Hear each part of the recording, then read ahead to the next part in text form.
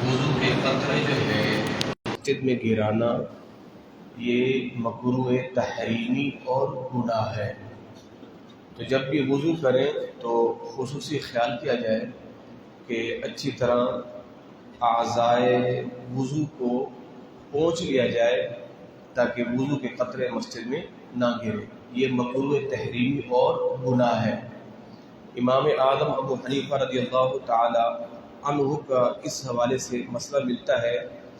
آپ فرماتے ہیں کہ میرا دل کرتا ہے کہ میں لوہے کا لباس پہنوں تاکہ میرے وضو کے قطرے جو ہے وہ مسجد میں نہ گرے۔ اس کا خاص خیال کیا جائے کہ وضو کے قطرے مسجد میں نہ گرے۔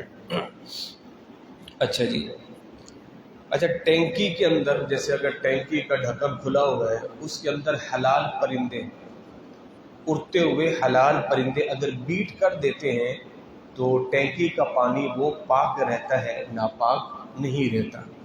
ٹھیک ہے، جیسے کبوتر ہے، چڑیا وغیرہ ہے، اگر یہ اڑتے ہوئے ٹینکی میں بیٹ وغیرہ کر دیتے ہیں تو پانی پاک رہتا ہے۔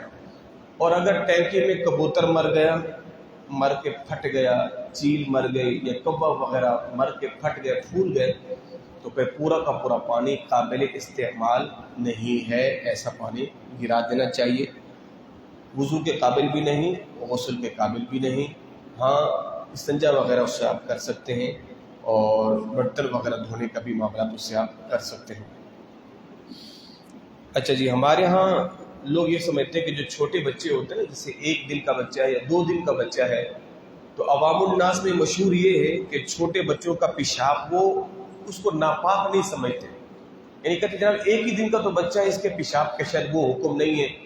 یا اسی طرح 1-2 دن کے بچے کی الٹی وغیرہ کو کہتے ہیں کہ شاید اگر کپڑوں پہ لگ جائے، گر جائے تو کپڑے ناپاک نہیں ہوتے۔ ایسا بالکل نہیں، یعنی 1 دن کے بچے کے پیشاب کا بھی وہی حکم ہے کہ جو کسی بڑے آدمی کے پیشاب کا حکم ہے، وہ ناپاک ہی شمار ہوگا۔ اور اگر کپڑوں پہ بچوں نے پیشاب کر دیا، کپڑے خشک ہو گئے، آپ کو اندازہ نہیں ہوا، اب بھی آپ پر لازم ہے کہ اس جگہ کو دھویا جائے۔ اگر بغیر دھوئے آپ نماز پڑھیں گے آپ کی نماز نہیں ہوگی، اس لیے کہ کپڑے آپ کے ناپاک ہیں۔ اس لیے ضروری طور پر اس میں خواتین کو خصوصی خیال کرنا چاہیے۔ اچھا جی، سجدے کے اندر پیشانی کا دبنا یہ ضروری ہے، یعنی پیشانی کو آپ جمائیں، زمین کی سختی کم از کم آپ کی پیشانی جو ہے وہ اس کو محسوس کرے۔ نمبر 1۔ نمبر 2، جب پاؤں رکھیں تو پاؤں کی 5 انگلیوں کی پیٹھ وہ زمین پر خوب دبنی چاہیے۔ لوگوں کا انگوٹھا لگا ہوا تو 4 انگلیاں اٹھی ہوئی ہوتی ہیں، بعضوں نے پورے پاؤں کے پنجے اٹھائے ہوئے ہوتے ہیں، اس سے نماز نہیں ہوتی۔ تو پیشانی، اچھا اس لیے کہتے ہیں کہ نرم قالین پر مخملی جگہ پر سجدہ نہ کیا جائے کہ جس سے آپ کی پیشانی کو زمین کی سختی محسوس نہیں ہوتی، یعنی اتنی ہائی فائی موٹی موٹی جائے نمازوں پر سجدہ کرنے سے بچا جائے کہ جو بالکل زمین کی سختی محسوس نہیں کرتی۔ اچھا جی، 1 رکعت میں اگر کوئی بندہ بھول کر 2 مرتبہ سورۃ فاتحہ پڑھ دیتا ہے، یعنی 1 مرتبہ سورۃ فاتحہ پڑھی، اس نے پھر پڑھ دی، اب اس کو بعد میں یاد ہو کہ میں نے سورۃ فاتحہ 2 مرتبہ پڑھ دی ہیں، تو آخر میں وہ سجدہ سہو کرے گا۔ اچھا، اسی طرح خواتین جو ہے وہ آرٹیفیشل جیولری وغیرہ پہن کر نماز پڑھ سکتی ہے، نماز ہو جاتی ہے، جیسے چوڑیاں وغیرہ ہے یا اور دیگر جو چیزیں کانوں میں جو بوندے بالیاں وغیرہ، اس کے علاوہ اور بھی جو بھی چیزیں آرٹیفیشل وغیرہ جو خواتین زینت کے لیے استعمال کر سکتی ہیں، ان سب کو پہن کر نماز پڑھ سکتی ہیں، مگر حالت نماز میں ان چیزوں کو اتار دیا جائے تاکہ نماز میں خشوع خضوع جو ہے وہ برقرار رہے، بصورت دیگر نماز ہو جاتی ہے۔ اچھا، نماز میں بھول کر سلام پھیر دیا، جیسے نماز عصر پڑھ رہے تھے، نماز عصر کی سنت ہے، آپ نے 2 رکعتیں پڑھ کے بھول کر سلام پھیرا، یہ سمجھ کر کہ شاید میری یہ آخری رکعت ہے، پھر آپ کو یاد آیا تو پھر فوراً کھڑے ہو جائیں، اگرچہ آپ نے ایک طرف سلام پھیرا ہو یا دونوں طرف سلام پھیر کے بیٹھے تھے، پھر یاد آئے، اسی حال میں فوراً آپ کھڑے ہو جائیں، اپنی 2 رکعتوں کو مکمل کریں اور آخر میں آپ سجدہ سہو کریں گے۔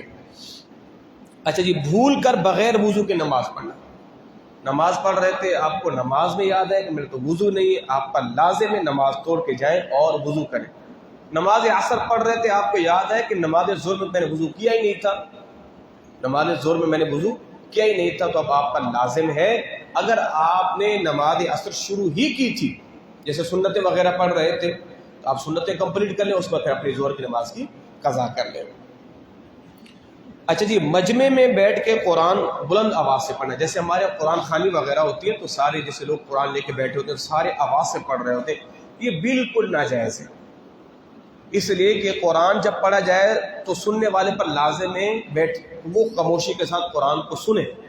اب جیسے سارے پڑھ رہے ہیں، اب ظاہر اس کا حکم یہ ہے کہ ہر ایک بندہ آہستہ پڑھے، اتنا آہستہ پڑھے کہ اس کی آواز اس کے کانوں تک آئے، پاس والے کے کانوں تک نہ جائے، ورنہ سارے گناہگار ہو جائیں گے، اسے سب قرآن پڑھا جا رہا ہے۔ اچھا، اب یہ تو ہو گیا مسئلہ یہ۔ اب جیسے مدرسے کے اندر ہوتا ہے اس کا حکم یہ نہیں ہے، مدرسے کے اندر جیسے حفظ کی کلاس ہے، نادر کے بچے پڑھ رہے ہیں، پڑھایا جا رہا ہے، تو وہاں پر یہ حکم نہیں ہے، کیوں وہ تعلیم کا سلسلہ چل رہا ہے۔ جہاں قرآن خوانی وغیرہ ہے تو وہاں پر لازم ہے کہ سب جو ہے وہ آہستہ آہستہ آواز میں قرآن پڑھیں تاکہ آپ کی آواز اوروں تک۔ ہاں، اگر آپ کے پاس کوئی بندہ بیٹھ کے سن رہا ہے تو پھر تو آپ آواز سے پڑھیں اور اوروں تک آواز آپ کی نہ جائے، جو قریب بیٹھے ہوئے ہیں ان تک آپ کی آواز پہنچتی رہے۔ اللہ ہم سبوں کو دین سیکھنے کی توفیق عطا فرمائے۔